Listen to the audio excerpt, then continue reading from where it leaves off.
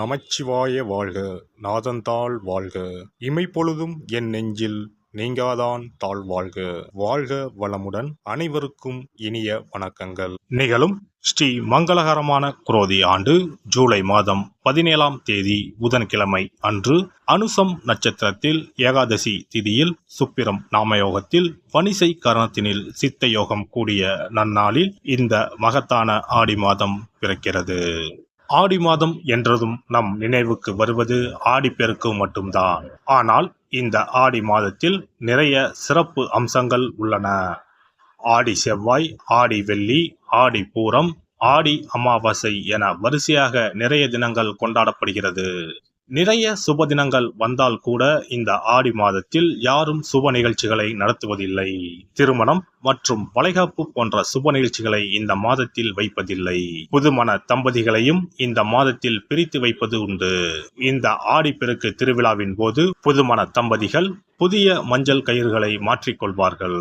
இந்து ஜோதிடத்தின்படி ஆடி மாதம் ஒரு அசுபமான மாதமாக பார்க்கப்படுகிறது. எனவே இந்த மாதத்தில் திருமணம், சுப நிகழ்ச்சிகள், புதுமனை புகுவிழா என எந்த சுபகாரியங்களும் நடக்காது. இந்த ஆடி மாதத்தை ஒரு சூனிய மாதம் என்றும் கூறுவார்கள். ஆடி மாதத்தை ஒரு சூனிய மாதமாக பார்த்தாலும் இந்த மாதத்தில் ஏராளமான பூஜை மற்றும் விரதம் மேற்கொள்ளப்படுகிறது. இந்த மாதத்தில்தான் சக்தி தேவிகளையும் பைரவர், வாராகி நரசிம்மர், மகிஷாசுர மர்த்தினி, துர்க்கை அம்மன் போன்றோர்களை பக்தர்கள் மறக்காமல் வழிபடுகின்றனர். எனவே ஆடி மாதத்தில் நிறைய சிறப்பம்சங்களும் இருக்கத்தான் செய்கின்றன. ஆடி மாத கிரக நிலை என எடுத்துக்கொண்டால் ரிஷபத்தில் குருவும் செவ்வாயும், கடகத்தில் புதன், சுக்கிரன், சூரியனும், கன்னியில் கேது பகவானும், கும்பத்தில் சனியும், மீனத்தில் ராகு பகவானும் உள்ளனர். இம்மாத கிரக பெயர்ச்சி என பார்த்தால் ஆடி மாதம் 3ஆம் தேதி புதன் பகவானும் 15ஆம் தேதி சுக்கிர பகவானும் இடப்பெயர்ச்சி ஆகின்றனர். அதைத் தொடர்ந்து 20ஆம் தேதி புதன் பகவான் வக்கிரம் அடைகிறார். ஆக புதனும் சனியும் இம்மாதம் வக்கரத்தில் சஞ்சாரம் செய்கின்றனர். இந்த கிரக அமைப்பினால் உங்கள் வாழ்வில் உண்டாகும் சுப மற்றும் அசுப பலன்கள் என்ன என்பதனை பற்றி காண்போம். எந்த ஒரு விஷயத்திலும் சின்னதை பெரியதாகவும் பெரியதை சிறியதாகவும் மாற்றும் கலையை அறிந்த மிதுன ராசி அன்பர்களே, இந்த மாதம் தேவையான உதவிகள் அனைத்தும் கிடைக்கும். பணவரத்து அதிகரிக்கும், வீண் அலைச்சல் உண்டாகும். உழைப்பு அதிகரிக்கும், பயணங்களால் வீண் செலவு உண்டாகும். குடும்பத்தில் அமைதி குறையலாம், நிதானமாக பேசி பழகுவது நல்லது. கணவன் மனைவி ஒருவருக்கொருவர் அனுசரித்து செல்வது நன்மை தரும். பிள்ளைகள் மீது கூடுதல் கவனம் செலுத்துவது நல்லது. பொருட்களை பாதுகாப்பாக வைப்பது அவசியம். பெண்களை பொறுத்தவரை எதிர்பாராத உதவிகள் கிடைக்கும். கொடுக்கல் வாங்கலில் கவனம் தேவை. சேமிப்புகள் செய்யும் முன் தகுந்த ஆலோசனை பெறவும். தொழில் வியாபாரத்தில் திடீர் தடைகள் ஏற்பட்டு நீங்கும். வாடிக்கையாளர்களை திருப்திப்படுத்த கூடுதலாக உழைக்க வேண்டியிருக்கும். பங்குதாரர்களுடன் இருந்து வந்த நீண்ட நாள் பிரச்சனைகள் ஒரு சுமூக முடிவிற்கு வரும். உங்கள் வியாபாரத்தை விருத்தி செய்து கொள்வீர்கள். உத்தியோகத்தில் இருப்பவர்கள் மிகவும் கவனமாக பணிகளை மேற்கொள்வது நல்லது. மேல் அதிகாரிகள் மற்றும் சக ஊழியர்களை அனுசரித்து செல்வது நன்மை தரும். மேலிடத்தில் இருந்து உங்களுக்கு பொறுப்புகளை அதிகரிக்கலாம். பணி நிமித்தமாக வெளியூர் சென்று தங்க வேண்டி வரலாம். கலைத்துறையினருக்கு கடன் விவகாரங்கள் கட்டுக்குள் இருக்கும். புதிய ஆர்டர்களுக்கான முயற்சிகள் சாதகமான பலன் தரும். வீண் அலைச்சலை சந்திக்க வேண்டி இருக்கும். அரசியலில் உள்ளவர்களுக்கு கோபமாக பேசுவதை தவிர்ப்பது நல்லது. மேல் மட்டத்தில் உள்ளவர்களுடன் வாக்குவாதங்கள் ஏற்படலாம், கவனம் தேவை. மாணவர்கள் கூடுதல் நேரம் ஒதுக்கி பாடங்களை படிக்க வேண்டி இருக்கும். பெற்றோர் சொல்படி கேட்டு நடப்பீர்கள். நட்சத்திர பலன்கள் மிருகசிரிசம் 3, 4 பாதங்கள். இந்த மாதம் பணவரத்து அதிகரிக்கும். விருப்பமானவர்களை சந்தித்து உரையாடி மகிழ்ச்சி அடைவீர்கள். மனத்துணிவு உண்டாகும். எந்த ஒரு காரியத்தையும் துணிவுடன் செய்து அதிக நன்மை அடைவீர்கள். போட்டி பந்தயங்களில் ஈடுபடுவதை தவிர்ப்பது நல்லது. திருவாதிரை நட்சத்திரம். இந்த மாதம் தொழில் வியாபாரத்தில் ஈடுபட்டு இருப்பவர்கள் மிகவும் எச்சரிக்கையுடன் செயல்படுவது நல்லது. வாடிக்கையாளர்களிடம் கவனமாக பேசுவது வியாபார விருத்திக்கு உதவும். உத்தியோகத்தில் இருப்பவர்கள் கோபப்படாமல் மேல் அதிகாரிகள் சொன்ன வேலையை செய்து முடிப்பது நல்லது. சக ஊழியர்கள் பேச்சை கேட்டு நடப்பதை தவிர்ப்பது நன்மை தருவதாக இருக்கும். புனர்பூசம் நட்சத்திரம். இந்த மாதம் கணவன் மனைவி நெருக்கம் அதிகரிக்கும். ஆனால் வாக்குவாதங்களை தவிர்ப்பது நல்லது. உறவினர்களுடன் பேசும்போது நிதானத்தை கடைபிடிப்பது நல்லது. பிள்ளைகள் நலனில் அக்கறை செலுத்துவீர்கள். புதன் கிழமைகளில் பெருமாளை தரிசித்து அர்ச்சனை செய்ய எல்லா நலனும் உண்டாகும்.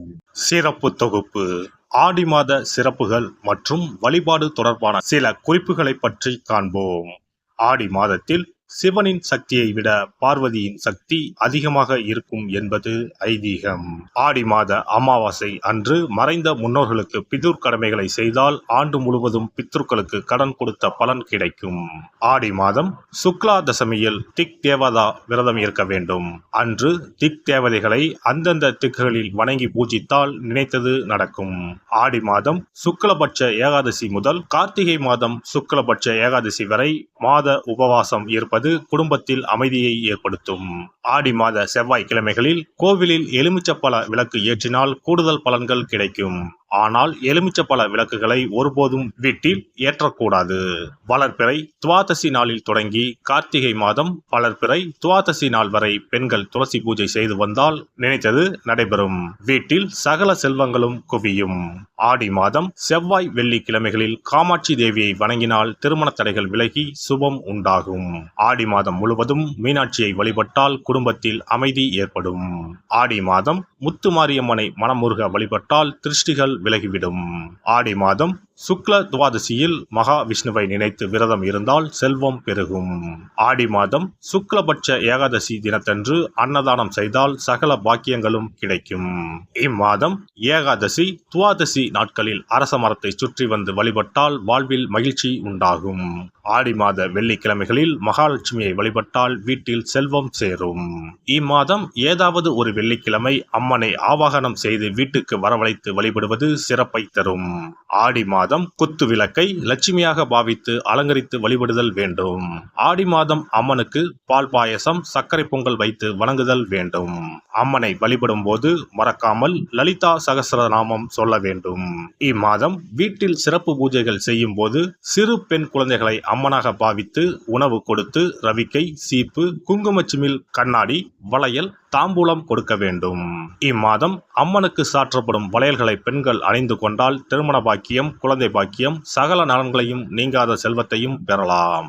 ஆடி மாத வெள்ளிக்கிழமைகளில் அதிகாலையில் எழுந்து குளித்து தூய ஆடை அணிந்து சாணத்தை பிள்ளையராக பிடித்து செவ்வரளி செம்பருத்தி அருகு கொண்டு சூரிய உதயத்திற்கு முன்னர் விநாயகரை பூஜிக்க வேண்டும். வாழை இலை மீது நெல்லை பரப்பி அதன் மீது கொழுக்கட்டை வைத்து விநாயகரை வழிபட செல்வம் கொளிக்கும். ஆடி பௌர்ணமி அன்று சிவபெருமானுக்கு திரட்டுப்பால் அபிஷேகம் செய்து கருப்பு பட்டாடை 100 முத்துக்கள் கோர்த்த மணிமாலை கரு ஊமத்தம் பூ மாலை அணிவித்து மூங்கில் அரிசி பாயாசம் படைத்து வழிபட்டால் எப்பேற்பட்ட பகையும் விலகும். பொதுவாகவே வெள்ளிக்கிழமைகள் அம்பாளுக்குரிய சிறந்த நாட்களாகும். இதனோடு அயனத்துக்குரிய சிறப்பும் சேர்வதால் ஆடி மாதத்தில் வரும் வெள்ளிக்கிழமைகள் அம்பாளுக்கு தனிச்சிறப்பு கொண்டவையாக கருதப்படுகின்றன. எல்லாம் வல்ல இறையருளால் நீங்களும் உங்கள் அன்பு குடும்பமும் உடல் நலம் நீலாயுள் நிறை செல்வம் உயர் புகழ் மெய்ஞானம் ஓங்கி வாழ்க வளமுடன். இந்த வீடியோ பதிவு உங்களுக்கு பிடித்திருந்தால் லைக் பண்ணுங்க, கமெண்ட் பண்ணுங்க, ஷேர் பண்ணுங்க, மறக்காம சப்ஸ்கிரைப் பண்ணுங்க, பக்கத்துல இருக்கிற பெல் பட்டனை கிளிக் பண்ணுங்க. நன்றி, வணக்கம். ஓம் நமச்சிவாய. சிவாய நம.